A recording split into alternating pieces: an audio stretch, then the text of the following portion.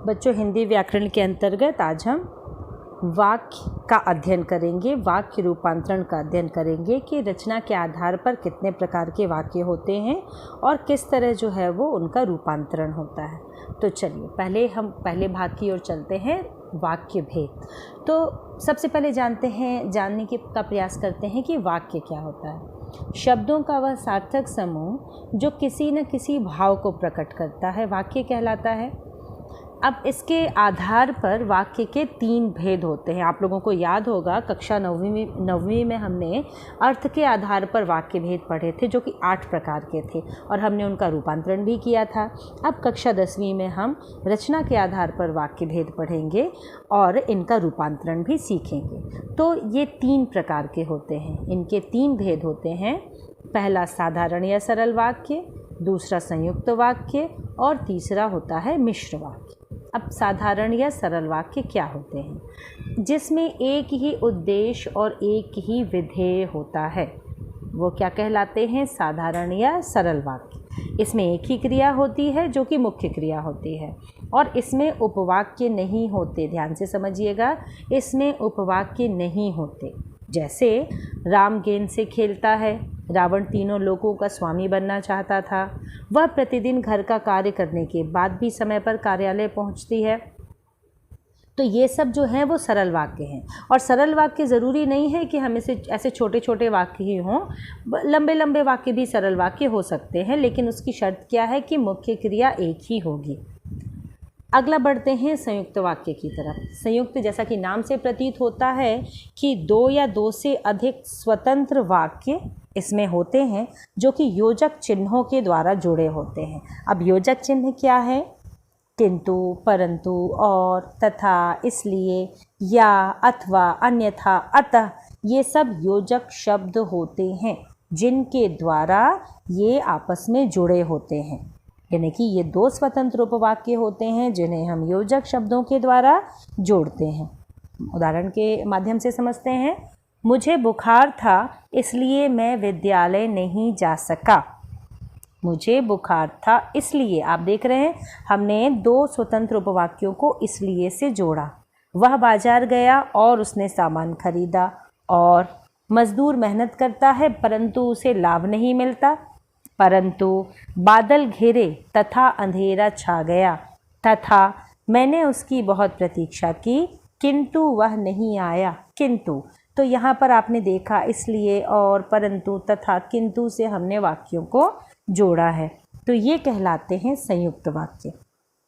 अब देखिए यहाँ पे मिश्र वाक्य। मिश्र वाक्य क्या होते हैं?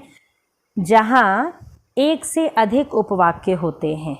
अब ध्यान से यहाँ पे समझिए, उपवाक्य एक से अधिक होते हैं किंतु एक मुख्य वाक्य होता है या प्रधान उपवाक्य होता है तथा शेष जो है वो आश्रित उपवाक्य होता है। अब आश्रित उपवाक्य क्या होते हैं, इसको समझने की आवश्यकता है पहले कि आश्रित उपवाक्य जो होते हैं वे जो, जब, तब, जहाँ, वहाँ, की, क्योंकि, अगर, यदि इत्यादि से शुरू होते हैं। कैसे? आइए देखते हैं। जब गीता ने मेहनत की तब वह प्रथम आई। जो छात्र सफल परिश्रम करते हैं वे ही सफल होते हैं। यद्यपि वह दुबला पतला है तथापि वह ताकतवर है। वह विद्यालय नहीं आया क्योंकि वह बीमार है। तो देखिए मिश्रित वाक्य में क्या होता है, एक वाक्य जो है वो प्रधान है और दूसरा आश्रित है। जब हम प्रधान उपवाक्य की बात करते हैं तो उसको सुनने के बाद हमारे मन में ये इच्छा प्रकट होती है या ये आकांक्षा जगती है कि आगे क्या। जैसे अगर मैं कहूँ कि अगर मैं कहती हूँ कि जब गीता ने मेहनत की, तो जब गीता ने मेहनत की तो क्या हुआ, तब वह प्रथम आई। तो यहाँ पर ये क्या हो गया, आश्रित उपवाक्य हो गया। और जब गीता ने मेहनत की वो क्या हो गया, मुख्य उपवाक्य हो गया। बिल्कुल सही। चलिए तो अब आगे बढ़ते हैं। अब मिश्र वाक्यों में 3 प्रकार के आश्रित उपवाक्य होते हैं, संज्ञा, विशेषण और क्रिया विशेषण। अब ध्यान से समझिए संज्ञा उपवाक्य क्या होते हैं। यह उपवाक्य प्रधान उपवाक्य की संज्ञा के स्थान पर प्रयुक्त होता है। देखिए, जहाँ पर की का प्रयोग हो बहुत आसानी से समझ जाएंगे कि ये संज्ञा उपवाक्य है। कैसे? जैसे कृष्णव ने कहा कि वह खाना नहीं खाएगा। अब देखिए, कृष्णव ने कहा, अब आपके मन में ये इच्छा प्रकट हो रही है कि उसने क्या कहा होगा, तो यहाँ पर उत्तर जो है वो हमको दूसरे उपवाक्य में मिला, तो जहाँ पे हमको उत्तर मिल गया वो आश्रित उपवाक्य हो गया। जैसे राजा ने कहा, क्या कहा, कि युद्ध में जीतना कठिन है, तो की से लेके युद्ध में जीतना कठिन है तक क्या कहलाता है, आश्रित उपवाक्य। कौन सा? संज्ञा आश्रित उपवाक्य। दूसरा देखते हैं विशेषण उपवाक्य। ये क्या कहलाता है? यह उपवाक्य प्रधान उपवाक्य की संज्ञा या सर्वनाम की विशेषता बताता है। अब देखिए, विशेषण हमें पता है संज्ञा सर्वनाम की विशेषता बताता है, तो प्रधान उपवाक्य की विशेषता बताता है जिसमें संज्ञा और सर्वनाम हो। तो जैसे मैं कहूँ उस लड़के को अंदर बुलाओ, उस लड़के को, लड़का संज्ञा है। अब इसकी विशेषता क्या बता रहा है? जो बाहर आया है। तो जो बाहर आया है जो है वो क्या है? विशेषण आश्रित उपवाक्य। जैसे दूसरा उदाहरण देखिए, यह वही औरत है जिसने कल सामान चुराया था। जिसने कल सामान चुराया था, विशेषण आश्रित उपवाक्य। जो मेहनत करता है वह सफलता प्राप्त करता है। तो जो मेहनत करता है क्या हो गया? विशेषण आश्रित उपवाक्य।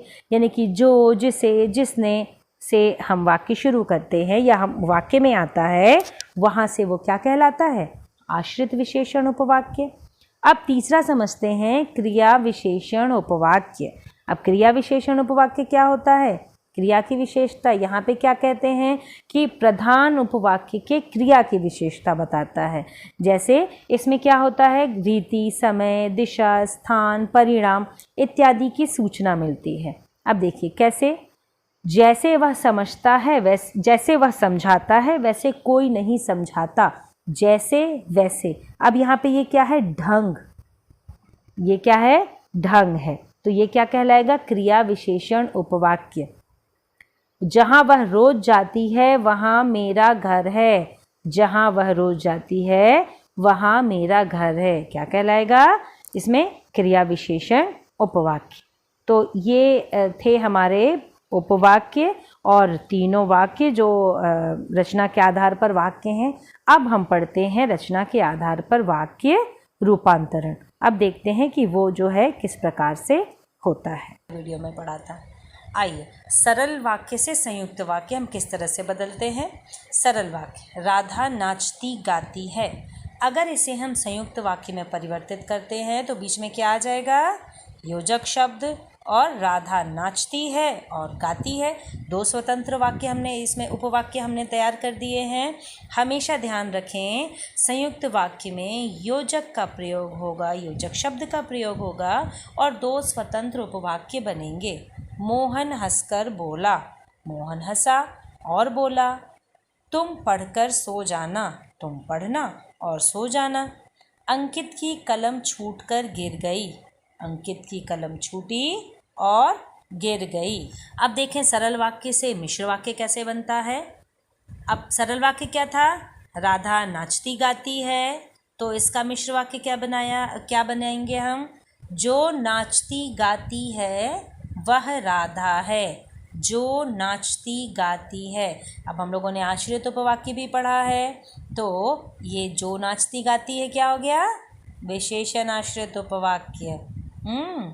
अब देखें, मोहन हंसकर बोला, वह मोहन है जो हंसकर बोला। तुम पढ़कर सो जाना, जब तुम पढ़ लेना तब सो जाना। अंकित की कलम छूटकर गिर गई, जो कलम अंकित से छूटी वह गिर गई। बादल घिरते ही मोर नाचने लगा, जैसे ही बादल घिरे मोर नाचने लगा। तो इस तरह से हमने सरल वाक्य से मिश्र वाक्य बनाया। अब अभी देखें कि हम संयुक्त वाक्य से सरल कैसे बनाते हैं। संयुक्त वाक्य है, सभी लिख चुके हैं लेकिन सृजिता अभी तक लिख रही है। सरल क्या होगा? सभी के लिख चुकने पर भी सृजिता लिख रही है। निधि रात भर पढ़ती है ताकि परीक्षा देने की तैयारी कर सके। इसका सरल वाक्य क्या होगा? क्योंकि हम देखिए ये संयुक्त है और हमें इसको एक ही क्रिया में लाना है, एक ही वाक्य बनाना है, इसमें कोई उपवाक्य नहीं होगा। तो क्या होगा? निधि रात भर पढ़कर परीक्षा देने की तैयारी करती है। अगला देखें, अभिलाषा ने रोना शुरू किया और बेहोश हो गई। फिर एक क्रिया बनाना है, एक ही वाक्य बनाना है। अभिलाषा रोते हुए बेहोश हो गई। एलिन फेसबुक करती है या व्हाट्सएप करती है? एलिन फेसबुक या व्हाट्सएप करती है। ठीक है। अब यहाँ पे देखें, श्रेयसी बीमार थी अतः स्कूल नहीं गई। फिर हमको इसको एक ही वाक्य बनाना है, सरल वाक्य में लाना है। तो श्रेयसी बीमार होने के कारण स्कूल नहीं गई या स्कूल नहीं आई। ठीक है। अभी देखते हैं संयुक्त वाक्य से किस प्रकार मिश्र वाक्य बनता है। सभी लिख चुके हैं लेकिन सृजिता अभी तक लिख रही है। सृजिता लिख रही है जबकि सभी लिख चुके हैं। निधि रात भर पढ़ती है ताकि परीक्षा देने की तैयारी कर सके। निधि इसीलिए रात भर पढ़ती है क्योंकि वह परीक्षा देने की तैयारी करती है, या क्योंकि वह परीक्षा देने की तैयारी कर सके भी यहाँ कर सकते हैं, गलत नहीं होगा। अभिलाषा ने रोना शुरू किया और बेहोश हो गई। जैसे ही अभिलाषा ने रोना शुरू किया वह बेहोश हो गई, या वैसे ही बेहोश हो गई, दोनों लिख सकते हैं। ठीक है। अभी देखें मिश्र वाक्य से सरल वाक्य हम किस प्रकार बनाते हैं। जब भी मैं विकास के घर गया मेरा आदर सत्कार हुआ। ये मिश्र वाक्य है। अब इसे सरल बनाना है तो क्या करेंगे? विकास के घर जाने पर मेरा आदर सत्कार हुआ। विशाल ने जो मोबाइल खरीदा है वह नया है। सिंपल, विशाल ने एक नया मोबाइल खरीदा है। शिक्षक ने कहा कि सबको अपना गृह कार्य स्वयं करना है। शिक्षक ने सबको अपना गृह कार्य स्वयं करने को कहा है। जैसे ही हम बस से उतरे रिक्शे वाले दौड़ पड़े। हमारे बस से उतरते ही रिक्शे वाले दौड़ पड़े। आपने देखा सरल वाक्य बनाने के लिए हमें कोई उपवाक्य की, किसी भी उपवाक्य की आवश्यकता नहीं है। इस नियम को ध्यान रखना है। अब मिश्र वाक्य से संयुक्त कैसे बनता है? देखिए, जब भी मैं विकास के घर गया मेरा आदर सत्कार हुआ, ये हमने मिश्र वाक्य बनाया था। इसका संयुक्त बनाएंगे कैसे? विकास के घर मेरा आदर भी हुआ और सत्कार भी। विशाल ने जो मोबाइल खरीदा है वह नया है। विशाल ने एक मोबाइल खरीदा है और वह नया है।